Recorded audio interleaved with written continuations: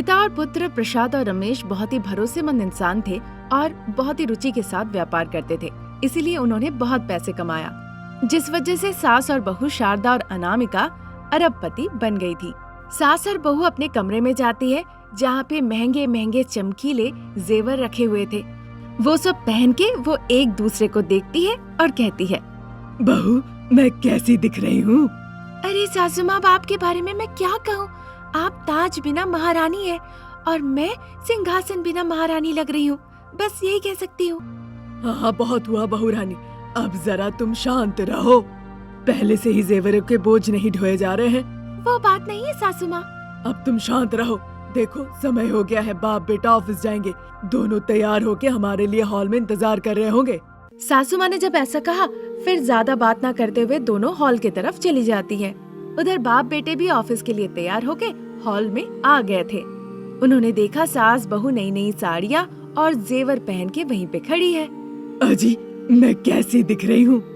अब क्या कहूँ शारदा, सच बता दूंगा तो तुम नाराज हो जाओगी। उसके बाद तो लड़ाई शुरू हो जाएगी। अगर रोड रोलर से चट्टान टकराता है तो चट्टान चिपक के पतला हो जाता है, पर रोड रोलर को कुछ नहीं होता। मतलब क्या कहना चाहते हैं? आपकी नजरों में मैं रोड रोलर हूँ? मैंने कब ऐसा कहा? तुम तो नारियल हो नारियल, आलू पकौड़ा। तुम्हें जानते हुए भी मैंने पूछा, यही मेरी बहुत बड़ी गलती है। मेरे चप्पल से मुझे ही मारना चाहिए।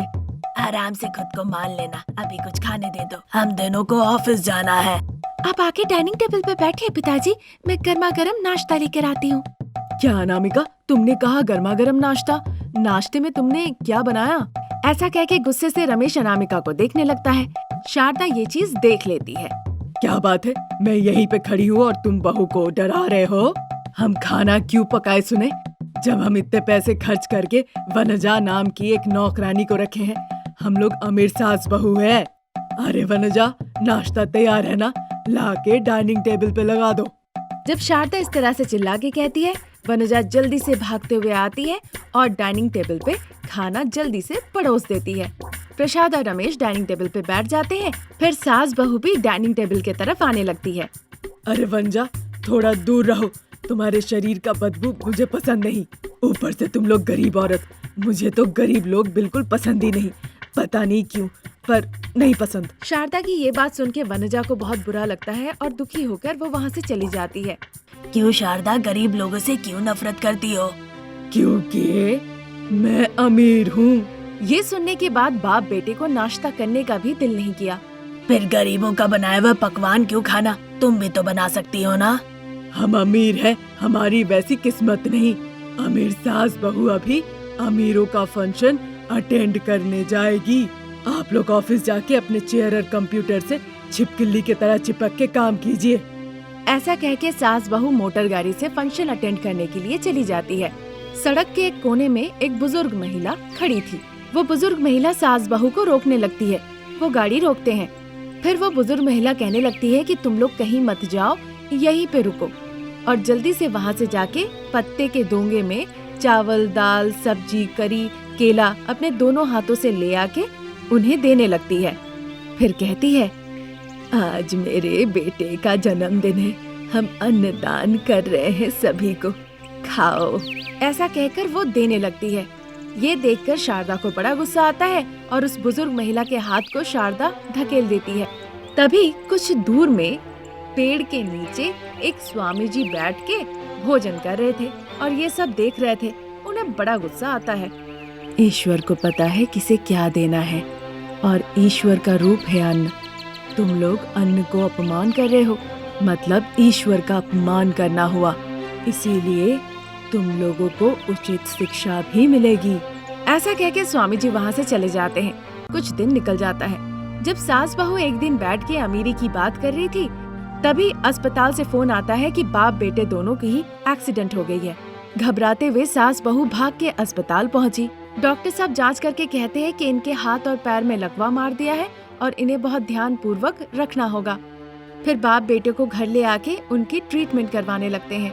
तभी नौकरानी वनजा से उन्हें स्वामी जी की शक्तियों के बारे में पता चलता है। अब सास बहू को समझ नहीं आ रहा था कि उनके पतियों को लेके उन्हें कहाँ जाना चाहिए, इसीलिए एक पेड़ के नीचे स्वामी जी के पास जाके उन्हें नमस्ते करती है। ओ अमीर सास बहू, बताओ तुम लोग यहाँ क्यों आए हो?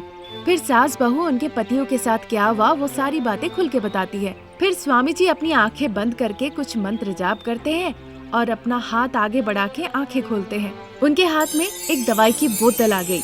वो देते हुए कहते हैं, देखो सास बहू, ये दवाई तभी काम करेगा जब तुम लोग अपने हाथों से खाना पका के अन्नदान करोगे। अगर तुमने ऐसा काम किया तभी ये तेल काम करेगा, और नहीं तो नहीं करेगा। इस तरह से वो कहते हैं और घर भेज देते हैं। सास बहू घर आते हैं, अपने पतियों के लिए खाना पकाती है और जाके उन खाने को अन्नदान करती है। इसी के साथ स्वामी जी के दिए हुए दवाई अपने पतियों को लगाती है।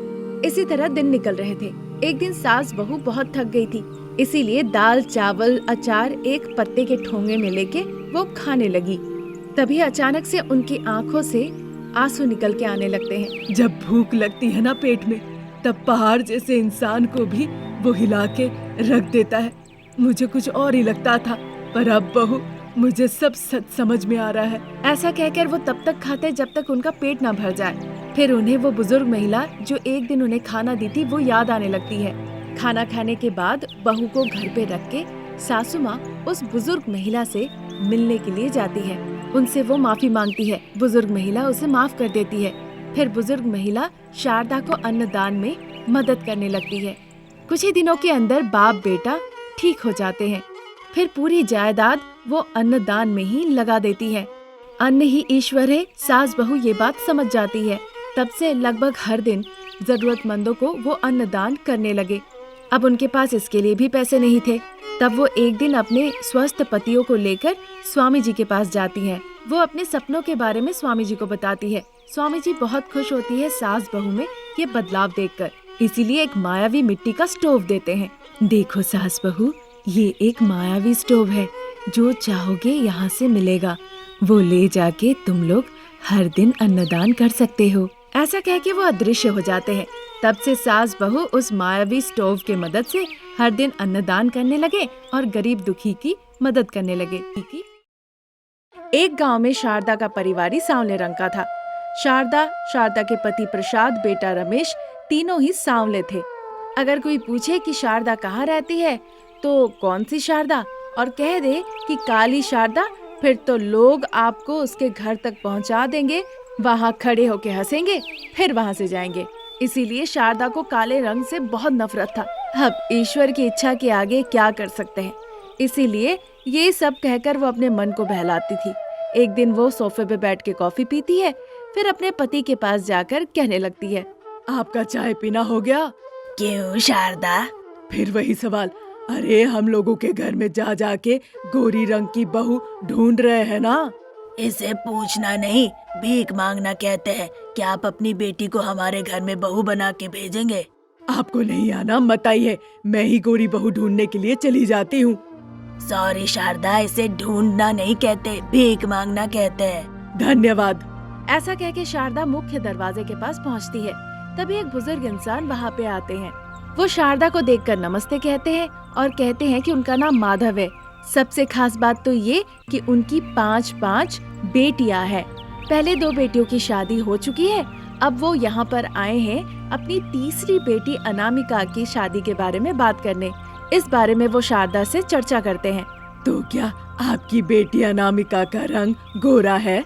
आसमान में चांद में भी दाग है, पर मेरी बेटी की खूबसूरती में कोई दाग नहीं। वो इतनी सुंदर है, सोना है। ये शब्द सुनते ही शारदा का चेहरा फूल की तरह खिल उठा और वो मुस्कुरा दी। अब तक उसने सम्मान करने की जहमत नहीं उठाई थी, अचानक से सम्मान करने लगी जब उसे याद आया कि इनकी एक बेटी है जो कि गोरी है। अरे भाई साहब, आप बाहर क्यों खड़े हैं? आइए अंदर बैठिए। इस तरह अंदर बुलाया, फिर चाय पिलाया। प्रसाद को बात पची नहीं, पर शारदा को इस तरह से परिस्थिति के साथ खुद को बदलते देख वो प्रशंसा किए।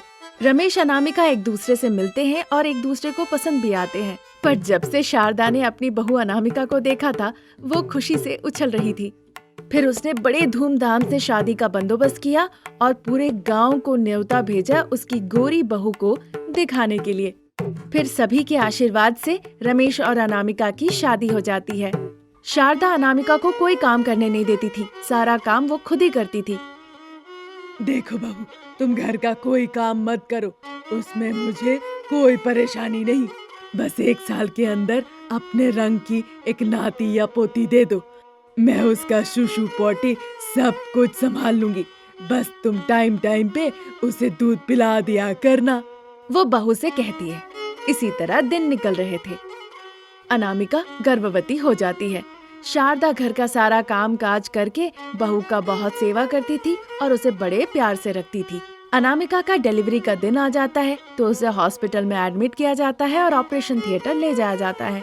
बिल्कुल 10 मिनट के बाद रमेश, प्रसाद और शारदा को एक पुत्र संतान की रोने की आवाज आने लगती है। लंबे समय का इंतजार था, इसीलिए शारदा बहुत उत्साहित हो जाती है पोते को देखने के लिए। ठीक आधे घंटे के बाद अनामिका और उसके बच्चे को रूम में शिफ्ट किया जाता है। वो मिलने के लिए अनुमति देते हैं। शारदा भाग के जाती है और देखती है एक काला बच्चा अनामिका के बगल में लेटा हुआ है। बस शारदा का तो दिल टुकड़ा टुकड़ा हो गया।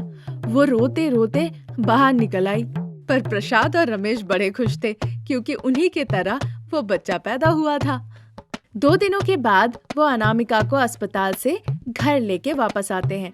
पर शारदा अनामिका से ठीक से बात नहीं कर रही थी, हमेशा गुस्सा कर रही थी। अब तो वो अनामिका से घर का सारा काम काज भी करवाने लगी। ऐसी खरी खोटी बातें सुनाने लगी जिससे अनामिका को बड़ा दुख हो रहा था। रोते रोते अनामिका घर का सारा काम काज करती थी। अब पोते का रंग भी काला हुआ था, इसलिए वो रोते रहता था, पर शारदा उसे उठाती नहीं थी, कभी उसे पास नहीं बुलाती थी, हमेशा दूर भागती रहती थी। आप इतनी परेशान क्यों है सासू माँ? चाहे रंग काला ही क्यों ना हो, पर ये तो आपका ही पोता है ना। आपको तो खुश होना चाहिए कि ये आपके रंग का हुआ है, पर आप खुश ना होकर मेरे साथ दुर्व्यवहार कर रही हैं। जो कर रही है ये बिल्कुल ठीक नहीं है। अनामिका के ऐसे कहने पे वो अनामिका को एक थप्पड़ लगाती है और बहुत डांटती भी है। इसी तरह कुछ दिन निकल जाते हैं। अनामिका फिर से गर्भवती होती है। फिर से शारदा गोरा नाती या पोती का आस लगाए बैठ जाती है। अनामिका के बिल्कुल डिलीवरी से पहले शारदा कहती है, देखो बहू, इस बार कम से कम गोरा नाती या पोती दे दो, जो भी हो चलेगा, पर इस बार मेरी दिल की ख्वाहिश पूरी कर दो। शारदा इस तरह कहती है। इस बात से अनामिका बहुत डर जाती है कि अगर बच्चा फिर से काला हुआ तो क्या होगा। ये सोचते हुए वो ऑटो से अस्पताल पहुंचती है। अनामिका को दर्द शुरू हो जाता है। ऑपरेशन थिएटर के बाहर रमेश और प्रसाद बैठे हुए थे। इस बार शारदा अस्पताल नहीं आई। पुत्री संतान का जन्म हुआ, पर वो काली रंग की थी। ये बात फोन करके प्रसाद अपनी पत्नी को बताता है। शारदा सुन के ही रोने लगती है। 2 दिनों के बाद अनामिका अपनी काली रंग की कन्या संतान को लेकर अस्पताल से घर लौट आती है। शारदा गुस्से से उसे दरवाजे पे ही रोक देती है। गोरी बहू काले रंग के बच्चे को गोद में उठा के रखने पे भी मैं उसे अंदर नहीं आने दूंगी। मैं अपने बेटे की फिर से गोरी लड़की से शादी कराऊंगी, फिर गोरा लड़की या लड़का लेके वो घर आएगी। अब तुम यहाँ से दफा हो जाओ। शारदा की ये बात सुन के प्रसाद और रमेश उसके पास जाते हैं। शारदा, मैं तुमसे एक सवाल करता हूँ, सही जवाब देना। हाँ पूछिए। रमेश कौन है और वो काले रंग का क्यों है? ये कैसा सवाल है? वो हमारा बेटा है। आप काले हैं, मैं काली हूँ, इसीलिए वो भी काला हुआ। क्यों उसे गोरा होना चाहिए था? पर वो गोरा हुआ क्यों नहीं? हमारा जीन एक समान था, तो वो गोरा कैसे होता बताइए? हमारा बेटा काला है तो उसके बच्चे भी तो काले होंगे ना, उसी के तो फीचर आएंगे। इस सवाल का शारदा के पास जवाब नहीं था, तो वो अपना सर झुका ली। देखो शारदा, हमारे बेटे को हमारा जिन मिला इसीलिए वो काला है, उसके बच्चे को भी उसका जिन मिला तो वो काले हैं। बच्चों के जन्म में हमारा फैसला होता नहीं है, सब ईश्वर का देन है। इसीलिए यहाँ पे ना बेटे की गलती है ना बहू की। अगर तुम्हें गुस्सा आ रहा है तो ईश्वर पे गुस्सा निकालो। उसकी बातें सुनकर शारदा सोच में पड़ जाती है। पति की बातें सुनकर शारदा को सच समझ में आता है। फिर जाके वो बहू को घर ले आती है। नाती और पोती के आने के बाद से परिवार खुशी से भर जाता है और सुखी सुखी वो जीवन बिताने लगते हैं। ये स्टोरी अगर आपको पसंद आई तो हमारे चैनल को सब्सक्राइब करें। Thank you for watching.